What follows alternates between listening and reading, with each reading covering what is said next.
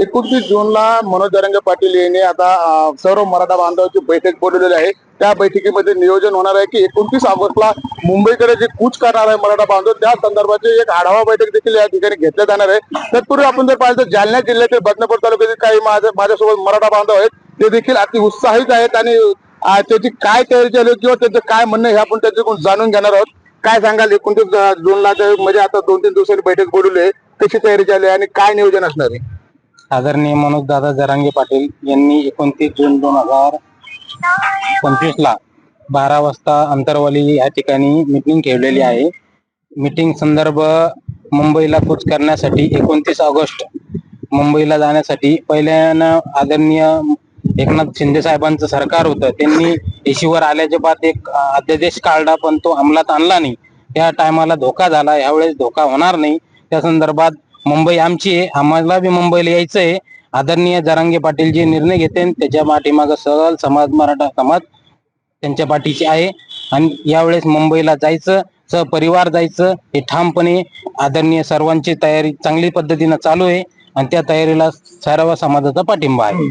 नक्कीच सर्व समाजाचा पाठिंबा आहे। त्यामुळे आता काय सांगाल दादा, जरांगे पाटलांच्या इथे 29 जूनला आता बैठक बोलवली आहे की मुंबईला जाण्याची कशी जायचं, कशी तयारी आहे, त्यासाठी सर्व बांधवांनी एकत्रित केले आणि 29 ऑगस्टला मुंबईकडे कूच करणार आहे। मात्र पहिल्या वेळेस जे चूक झाली होती त्यावेळेस होणार नाही असं आता देखील बांधव म्हणत आहे। काय वाटतं तुम्हाला? या ठिकाणी मराठा योद्धा, संघर्ष योद्धा मनोज जरांगे पाटील यांनी समस्त मराठा समाजाला आव्हान या ठिकाणी केलेलं आहे की 29 तारखेला अंतराळी सराटी या ठिकाणी बैठकीचे रूपांतर बैठक ठेवलेली आहे आणि या माध्यमातून सर्व महाराष्ट्रभर संदेश या ठिकाणी द्यायचा आहे की आपल्याला मुंबईला जायचं आहे आणि मुंबईला जात असताना आपल्याला काय काय साहित्य, काय गोष्टी सोबत घ्यायचे आहे, आपल्याला तिथं किती दिवस मुक्काम करायचा आहे, आपला हा लढा हा अंतिम टप्प्यावर आलेला आहे।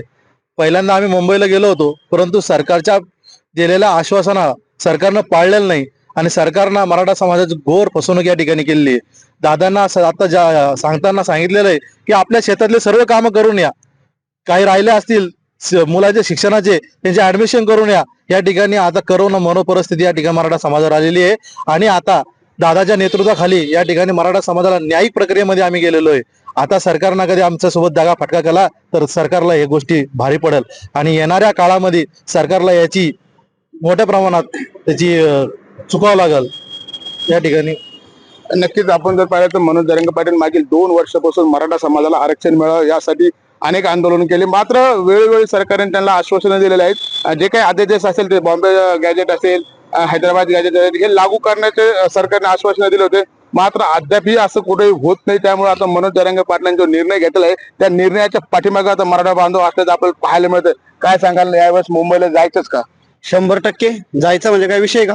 हे विचारायची गोष्टच नाही, जायचं म्हणजे जायचं। 29 तारखेला आदरणीय मनोज दादा जरांगे यांनी आंतरवालीला बैठक ठेवलेली आहे आणि ती फक्त बैठक आहे, पण ती बैठक म्हणल्यानंतर जे काही त्या लोकांचे जे काही मोर्चे होतात ना, अशी आमची बैठक असते। कारण मराठा, एक मराठा लाख मराठा म्हणतो आम्ही, पण आता आमची ती पण मन बदलली। आता एक मराठा कोट्यवधी मराठा झालेला आहे आणि त्याच्यामुळं आता तुम्ही पहिल्या आम्हाला चाटा मारल्या, खोटं बोलले, वेशीवरून आम्हाला परत पाठवलं, लागू करू देऊ असे म्हणले, दगा फटका मराठ्यांसोबत केला। आता या ठिकाणी दगा फटका होणार नाही, आता मुंबई गाठायची म्हणजे गाठायचीच। आणि म्हणून या तुमच्या माध्यमातून आज मी संपूर्ण जे काही मराठा बांधव आहेत या मराठा बांधवांना 29 तारखेला मनोज दादा जरांगे यांनी जी काही बैठक आंतरवाली सराटी या ठिकाणी बोलवली आहे त्या बैठकीसाठी अगदी मोठ्या संख्येनं उपस्थित राहावं आणि काय त्या ठिकाणी नियोजन होते त्या नियोजनाप्रमाणे आपल्याला पुढे कारवाई कशी करायची आणि जे काही त्यांनी 29 ऑगस्टला आरक्षणासाठी मुंबईला जायचं म्हणून नाही, आरक्षण घेण्यासाठी जायचंय आणि ते आरक्षण घेऊनच परत यायचंय।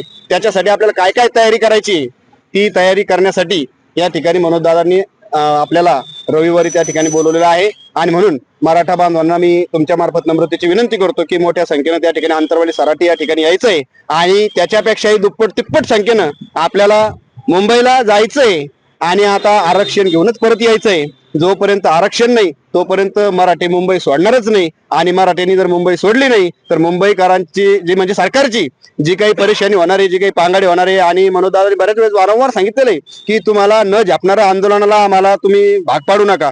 100% आता तुम्हाला न झेपणारं आंदोलन कसं असतं हे सरकारला आम्ही दाखवणार म्हणजे दाखवणारच।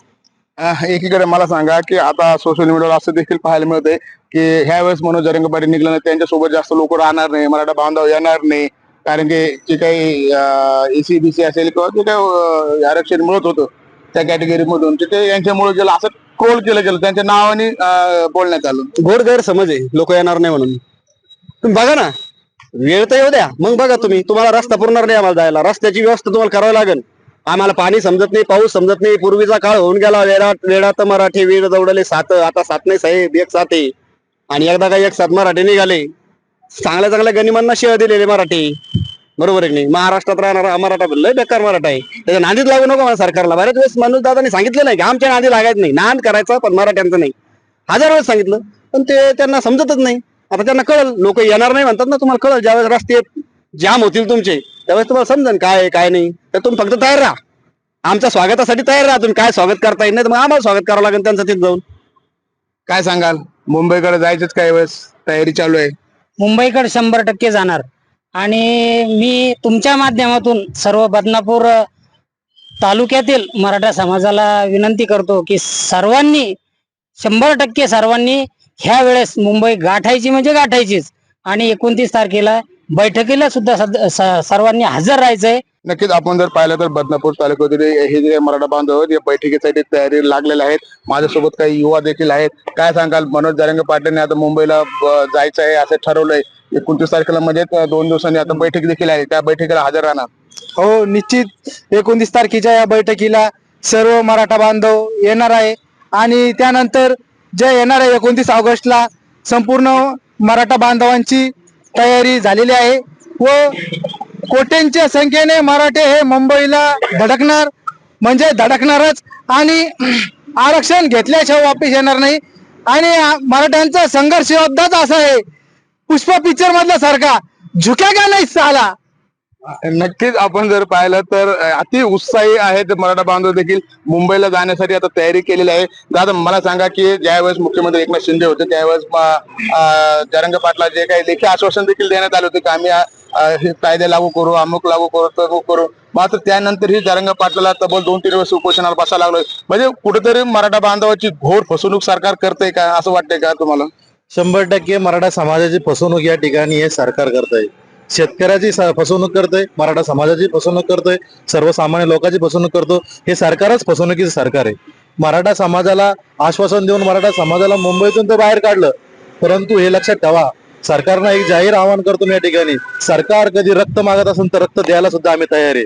अंतरवाल्याची बैठक तर झाकी आहे, मुंबई अभी बाकी आहे. ही एक संदेश सगळ्यात महत्वाची गोष्ट आहे की सरकारनं दिलेलं आश्वासन हे सरकारनं पाळलेलं नाहीये. या सरकारला तिची जागा नक्की या मराठा समाज दाखवल्याशिवाय राहणार नाही. एक मराठा लाख मराठा, मनोज दादा तुम आगे बढ़ो, हम तुम्हारे साथ हैं, मनोज दादा तुम आगे बढ़ो, हम तुम्हारे साथ हैं, मनोज दादा तुम आगे बढ़ो. तयारी दाखवलेली आहे. त्यांनी सांगितलेलं आहे की मनोज जरंगे पाटील जे आदेश देतील तो आदेश आम्हाला मान्य आहे. मात्र येणाऱ्या काळामध्ये आता मनोज जरंगे पाटील ज्यावेळेस मुंबईकडे कूच करतात ते किती संख्येने बांधव सोबत येतील हे देखील पाहणं महत्वाचं ठरणार आहे. संजय महाराष्ट्र टाइम, जालना.